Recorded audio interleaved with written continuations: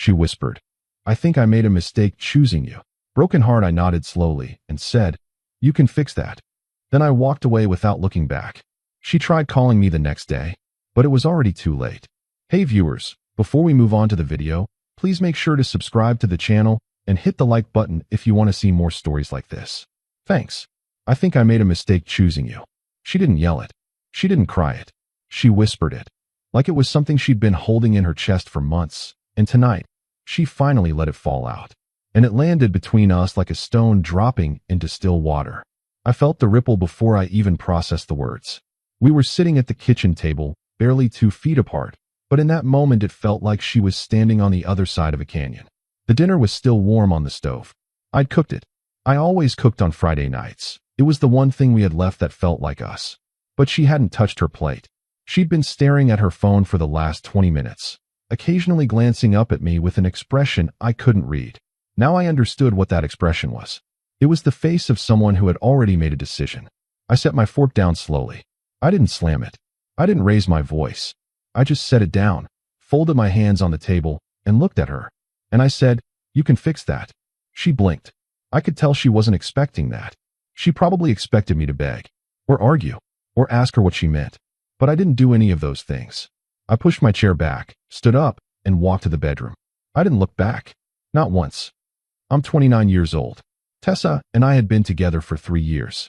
We lived together in a 2-bedroom apartment just outside the city, the kind of place that felt like home because we made it feel like home, not because it came that way. 3 years. That's not nothing. That's birthdays and holidays and fights and road trips and grocery runs at midnight and knowing exactly how someone takes their coffee. That's learning a person. But somewhere along the way, she stopped learning me. Or maybe she stopped wanting to. The morning after she said those words, I woke up before she did. I showered. I made coffee, just 1 cup, for myself. I sat by the window and watched the city start to breathe. And I thought about the night before. Not with anger. Not with the desperate, clawing feeling I expected to have. Just with clarity.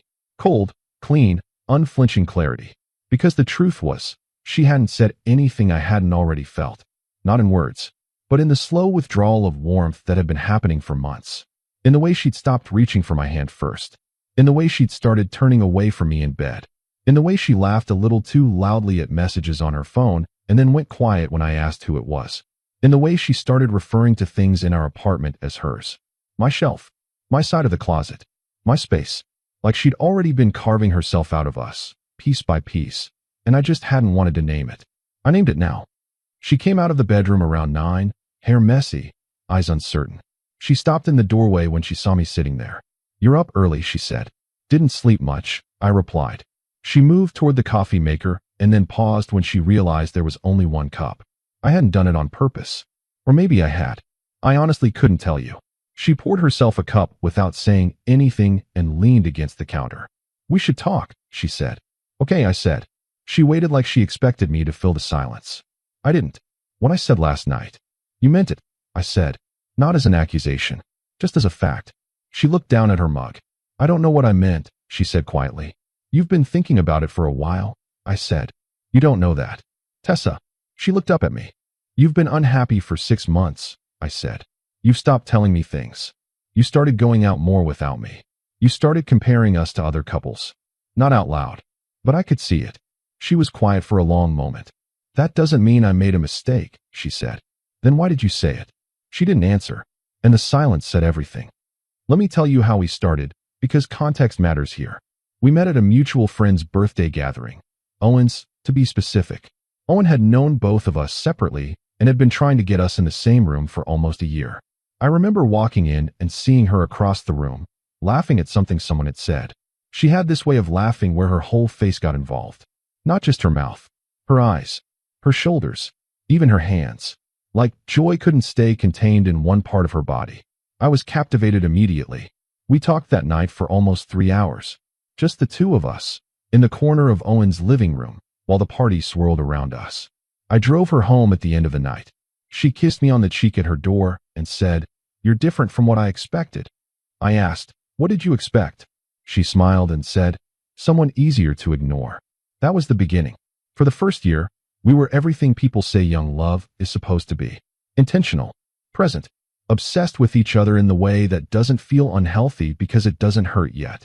She used to leave little notes around the apartment when she left before me in the morning. Sometimes they said something meaningful.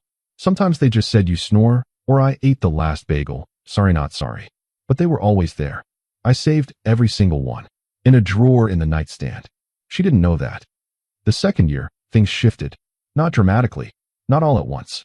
That's the thing about the slow erosion of something. You don't notice it until you're standing in a desert where there used to be a river. She started a new job that demanded more of her time. I understood that. I gave her space. Maybe too much space. I stopped asking her to come with me to things because I didn't want to pressure her. She stopped inviting me to things because she said I seemed fine on my own. We were considerate of each other in the way that, without realizing it, started to read like indifference. We had less to talk about.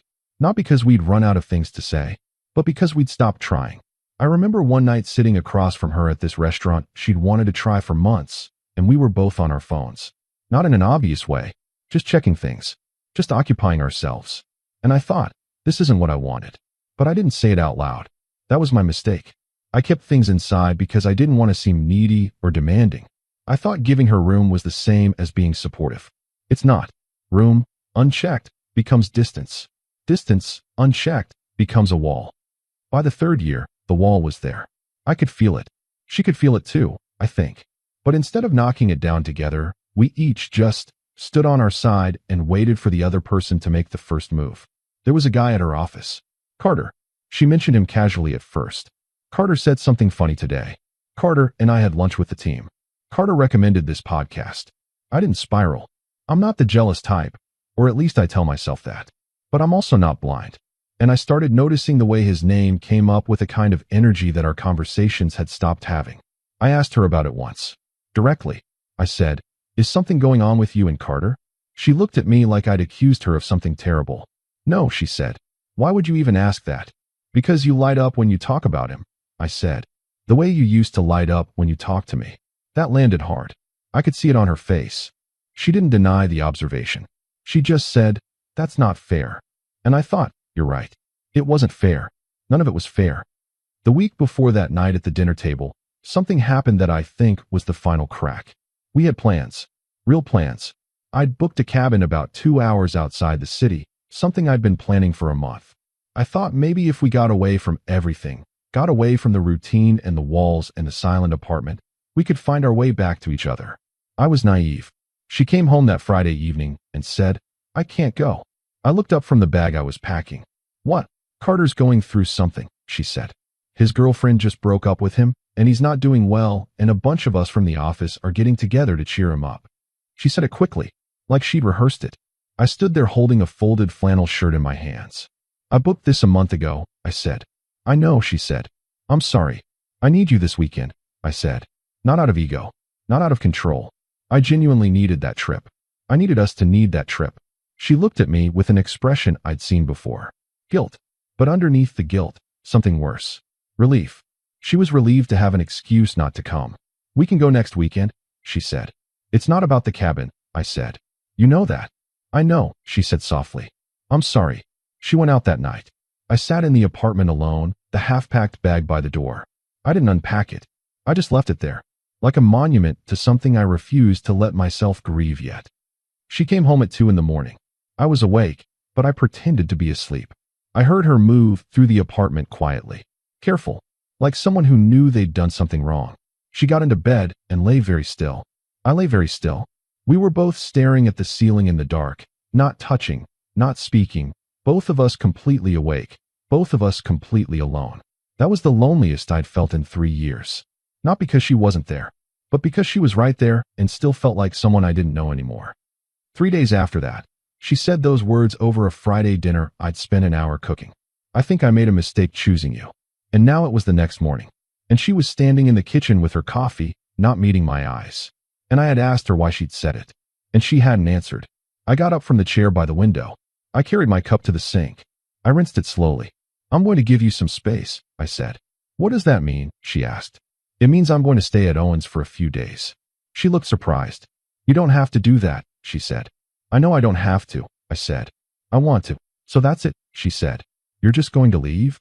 I turned to look at her, and I said, You told me you made a mistake choosing me. What exactly did you expect me to do with that? She opened her mouth, closed it. I was emotional, she said. I didn't mean it the way it sounded. How did you mean it? She looked away. And again, silence. I nodded. I'll pack a bag, I said. Owen picked up on the second ring when I called from the parking garage. I need somewhere to stay for a few days, I said. What happened, he asked. I'll explain when I get there, I said. Come whenever, he said. No questions. No drama. Just, come whenever. That's the kind of friend Owen is. I've known him since we were both 22, working the same dead-end office job, complaining about the same bad coffee from the same vending machine in the break room. 7 years of friendship. He was the one who'd introduced me to Tessa. He'd always liked us together. When I showed up at his door 40 minutes later with a duffel bag and dry eyes, he took one look at me and said, "Sit down, I'll make eggs." I sat at his kitchen table and watched him crack eggs into a pan. She said she thinks she made a mistake choosing me. I said. He didn't flinch. He just said, "What did you say?" I told her she could fix that. He looked over his shoulder at me. And then I walked away. He turned back to the eggs. Good, he said. I wasn't expecting that. Good, I said. Good, he repeated. He slid the eggs onto a plate and set it in front of me. Because she's been treating you like a backup plan for 8 months, he said. And you've been pretending not to notice. I picked up the fork. You knew? I asked. I suspected, he said. Tessa's been talking to Carter a lot. You didn't tell me. It wasn't confirmed, he said. And you seemed like you were trying. I was trying, I said. I know you were, he said. He sat across from me with his own coffee. But when you're the only one trying, he said, you're not in a relationship. You're in a hostage negotiation. I almost laughed. It wasn't funny, but it was accurate. I spent 2 days at Owen's. During those 2 days, Tessa texted me 3 times. The first text came Saturday afternoon. Can we talk? I didn't respond. Not out of cruelty, but because I genuinely had nothing to say yet. The second text came that evening. I miss you. I didn't mean what I said. Please call me. I read it. I set the phone down. I felt something complicated move through my chest. Not quite hope. Not quite anger. Somewhere in between. The third text came Sunday morning. I talked to Carter. It's not what you think. Can you please just come home? I stared at that one for a long time. I talked to Carter. She'd mentioned him by name. Unprompted. Which meant she knew what I'd been thinking. Which meant she'd been carrying it too. And instead of addressing it with me, she'd gone to him. To reassure him. Or to get reassurance from him. Either way, she'd turned to him again. Even now, I put my phone face down. Sunday afternoon, I got a call. Not from Tessa. From Brooke, Tessa's closest friend since university. I liked Brooke. She was honest in the way people who genuinely care about you are honest. She didn't deal in comfortable lies. I answered. Hey, she said. Hey, I said. She called me. Brooke said. I know, I said. Did she tell you what happened? She told me her version, Brooke said. And what's her version? I asked. Brooke was quiet for a moment. She said she was scared, she said. Scared of what? Of settling. That word hit like a slap. Settling. I let it sit there between us. She doesn't think she's settling, Brooke said quickly. She thinks she's afraid of finding out later that she did. That's not the same thing, I said. No, Brooke agreed. It's not. I'm not going to tell you what to do, Brooke said. But I've been watching you two for a long time. And you've been showing up, she said. Consistently. She's been showing up conditionally. I pressed the phone harder against my ear. She loves you, Brooke said. I believe that. But loving someone and choosing someone every day are different muscles. And she's been letting hers atrophy. I exhaled slowly. Thank you, I said. For what? For being honest. Always, she said. That evening, I sat with everything Brooke had said, and everything Owen had said, and everything Tessa had not said, and I thought about what I actually wanted. Not what I was supposed to want. Not what 3 years of investment told me I should want. Not what the version of me who was scared of starting over wanted. What I actually wanted. And the answer surprised me. Because it wasn't her back. Not like this. Not the version of her that whispered doubt into dinner and then reached for me when I walked away. Not the version of her that ran to another man when things got hard and then came back asking for forgiveness like those were equivalent. What I wanted was for someone to choose me. Fully. Without a second option waiting in the wings. Without half-hearted apologies. Without needing to be reminded that I was worth choosing. I didn't know yet if that person was Tessa, but I knew with everything in me that it wasn't this version of Tessa, and she could not become the version I needed if I kept absorbing the blows without consequence. Because here's what I'd learned about people. We rise to the standard of what we're allowed to get away with. Not because we're cruel, but because we're human. And humans stop fighting for things they're handed. Monday morning, I went back to the apartment. Not because she'd asked me to. Because I had things to do. She was home when I arrived. Sitting on the couch, legs folded, phone in her lap. She looked like she hadn't slept. Her eyes were red at the corners. She stood up when I walked in. Hey, she said. Hey, I said. I set my bag down near the door and went to the kitchen to pour myself a glass of water. She followed me in. I'm really glad you're back, she said. I'm not back, I said. I came to get a few more things. She blinked. What? I need a little more time, I said. She looked like the floor had shifted under her. How much time? She asked. I don't know, I said honestly. That's not an answer, she said. No, I agreed. It's not. She moved closer. I'm sorry, she said. I know you are. Then why does it feel like you've already decided something? She asked. I looked at her. I thought about lying. About softening it. About protecting her from the full weight of what I was thinking. I didn't. Because I'm done absorbing your uncertainty, I said. That's not fair, she said. People have doubts. Tessa, I said. You've had doubts for almost a year. And instead of talking to me about them, you pulled away. And instead of pulling away from Carter, you ran toward him. And when I caught the energy between you and said something, you made me feel crazy. She looked like she wanted to argue. But she didn't. I wasn't running toward him, she said quietly. I know, I said. Or maybe you were. Or maybe you didn't even know you were doing it. But the damage is the same either way. She sat down on the counter stool. She looked small.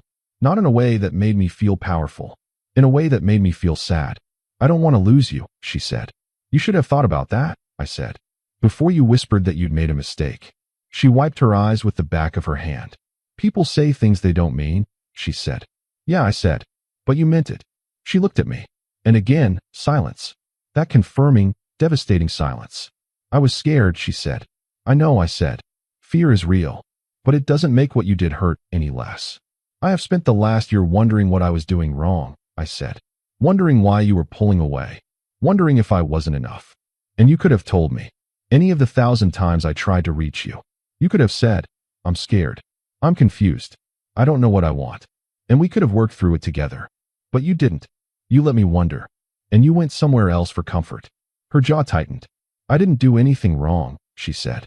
You literally just told me I wasn't enough, I said. At a dinner table. Without warning. Like I was a purchase you'd reconsidered. She flinched. That's not what I meant, she whispered. I know what you meant, I said. And I know what I'm worth. And I'm not going to sit across from someone who isn't sure about that and call it love. I picked up my bag. I'll be in touch, I said. Please don't do this, she said. I'm not doing anything, I said. You are, she said. You're punishing me. I stopped. Turned around. I'm giving you exactly what you asked for, I said. The chance to fix a mistake. I walked out. The next few days were the hardest. Not because I doubted myself, but because doing the right thing and doing the comfortable thing are almost never the same thing. I kept my phone on silent. She called 3 times Tuesday, twice Wednesday, texted in between. Some of the texts were apologetic. Some were angry. One, on Wednesday night, read, Are you seriously not going to talk to me? This isn't healthy. I read that one a few times. This isn't healthy. I thought about all the things that hadn't been healthy. The slow fade. The canceled cabin trip. The late nights she came home smelling like someone else's gathering. The way she dismissed my gut feelings like they were paranoia. And now me not answering my phone was the problem. I put the phone down. Owen, for his part, didn't push me toward any particular decision. He just created space for me to think. We cooked dinner together that Wednesday. Pasta, nothing complicated. He told me about a woman he'd been seeing recently. Someone quiet and steady, who apparently showed up exactly when she said she would and said what she meant. Sounds boring, I said. Sounds peaceful, he corrected. I thought about that. About the difference between excitement and anxiety. About how I'd mistaken one for the other for so long. Tessa and I had started as something electric. And I'd been chasing that electricity even as it dimmed, funneling energy into a circuit that had mostly stopped conducting. Peace is underrated when you're young. You think you want the spark. You think the tension is proof of passion. It's not always. Sometimes tension is just two people slowly exhausting each other. Thursday morning, I made a decision. It wasn't dramatic. I didn't rehearse it. I just woke up and I knew. I called her. She answered on the first ring. Hi, she said. Her voice was careful, guarded. like she was holding a glass she was afraid of dropping. Hi, I said. I've been thinking, I said. Me too, she said. I know what I want, I said. Okay, she said. I want clarity, I said. I want honesty. I want someone who chooses me without having to talk themselves into it. She was quiet. And I've realized, I said, that I can't get those things by waiting for you to figure out what you want. So what are you saying? She asked. Her voice had gone very still, the kind of still that happens just before something breaks. I'm saying I love you, I said. I genuinely, deeply love you. And I think somewhere in you, you love me too. But love isn't the only thing a relationship runs on. It also runs on certainty, and trust, and showing up. And you've been half in for a long time. And I let it go on because I kept telling myself it would get better. But it didn't get better. It got worse. And the night you said those words, I paused. That wasn't just fear talking. That was the truth coming out. And the truth is that you're not sure. And I can't be with someone who isn't sure. I heard her exhale. Shaky. So that's it, she asked. That's it, I said. Not coldly. Not with anger. Just finality. You can't even give us a chance, she said. We had 3 years of chances, I said. What you're asking me for now is another one. After you've already shown me what you do with them.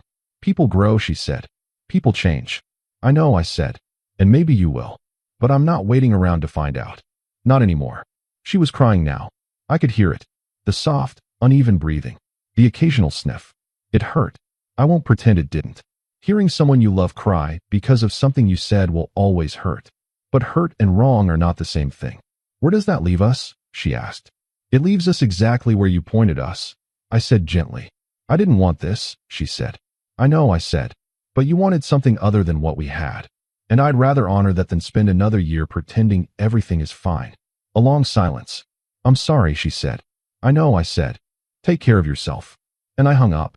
I won't romanticize what came after. It was messy. There were days I second-guessed everything. There were nights I picked up my phone and stared at her name. Not to call. Just because old habits are slow to die. We had a mutual friend group. That got complicated. We had shared things in the apartment. That got complicated too.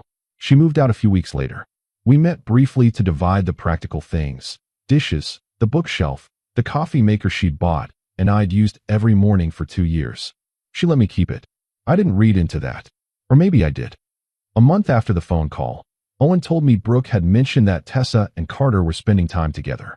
Not officially. Not in any way that could be pinned down. But in the way that had always been there, waiting for the space to become something more. I processed that for a day. Quietly. Not with rage. Not with the kind of pain I expected. With something more like confirmation. That's the word for it. Confirmation. It confirmed that what I'd seen was real. It confirmed that her doubt hadn't been random anxiety. It confirmed that I hadn't been paranoid. And oddly, that was a relief. Because the worst thing, the thing that had eaten at me more than the hurt of the breakup, was the fear that I'd imagined it. That I'd been unfair. That I'd pushed away something real and good because of my own insecurity. But I hadn't. My instincts had been right.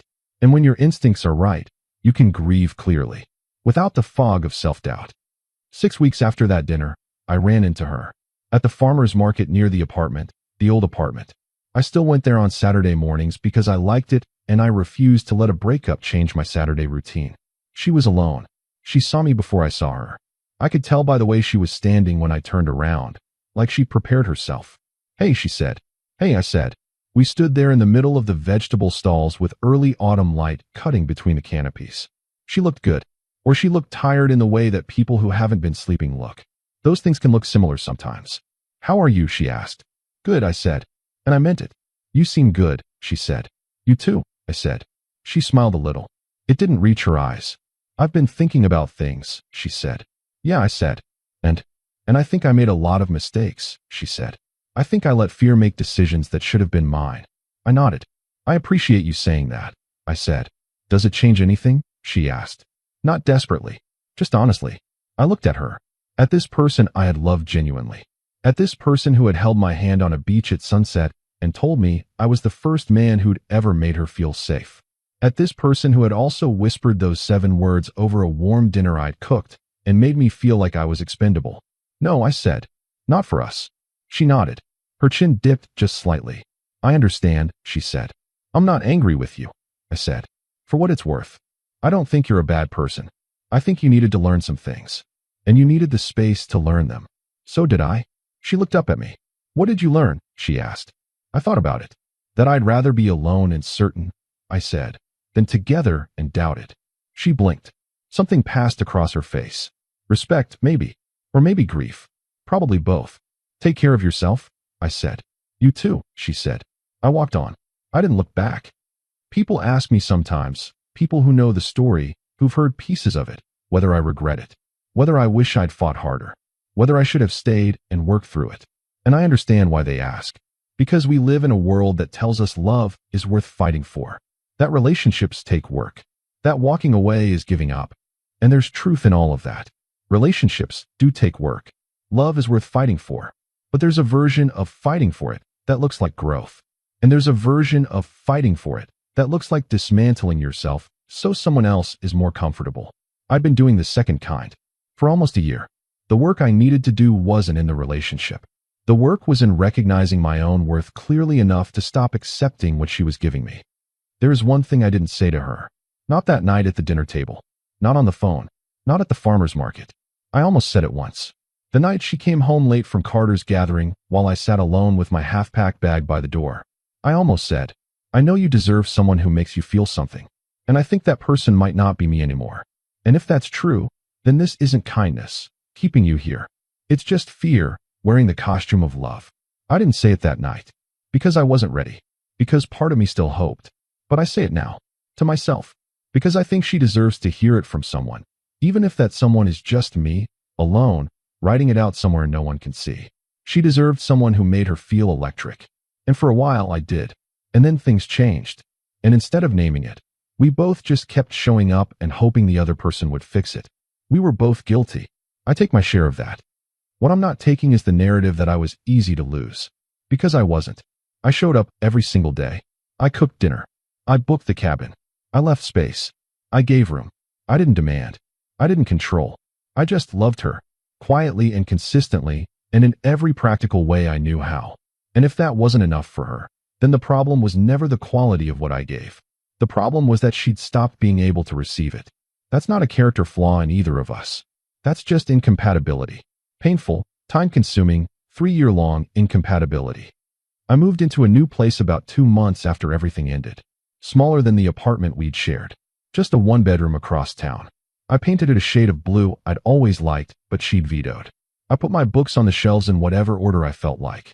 I made coffee the way I liked it, which is slightly stronger than most people can handle. I cooked on Friday nights. Just for me. And it didn't feel sad.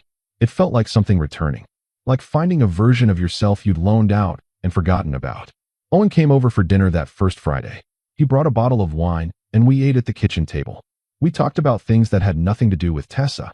We talked about work. About a trip we were planning. About his quiet, steady woman who showed up on time and meant what she said. She sounds boring, I said again, grinning. She's the best thing that's ever happened to me, he said simply. I raised my glass. To boring and steady, I said. To boring and steady, he agreed. We clinked. I don't have a tidy ending for you. Life doesn't really do tidy endings. What I have is a Monday morning where I woke up without that familiar heaviness in my chest. The heaviness that had been there for almost a year. That low-grade dread of wondering if today would be the day things got better or worse. Gone. Just gone. Replaced by something quieter and steadier. Not happiness exactly. Not yet. But something that felt like the honest start of it. If there's anything worth taking from this, it's that you can love someone sincerely and still be wrong for each other. It's that doubt, when it goes unnamed for long enough, doesn't stay doubt. It becomes distance. Distance becomes resentment. Resentment becomes those 7 words over a warm dinner. I think I made a mistake choosing you. And sometimes the most loving thing you can do, for both of you, is agree. And walk away, without looking back. She sent me a message 3 weeks ago. Short. Just a few lines.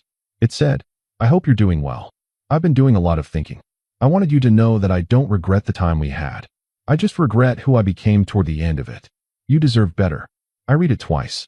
I didn't respond right away. I thought about what I wanted to say. And then I typed. Thank you. That means something. Take good care of yourself. And I sent it. And that was it. Not a rekindling. Not a dramatic back and forth. Just 2 people who'd mattered to each other, acknowledging that they had. And letting it be enough. The cabin reservation, by the way. I kept it. Went by myself the following month. It was quiet up there in a way the city never is. There was a small lake about a half-mile from the cabin, and I walked down to it every morning and sat on the dock while the mist was still on the water. I brought a book I'd been meaning to read for 2 years, but kept putting off. I made coffee too strong and drank it too fast. I didn't check my phone much.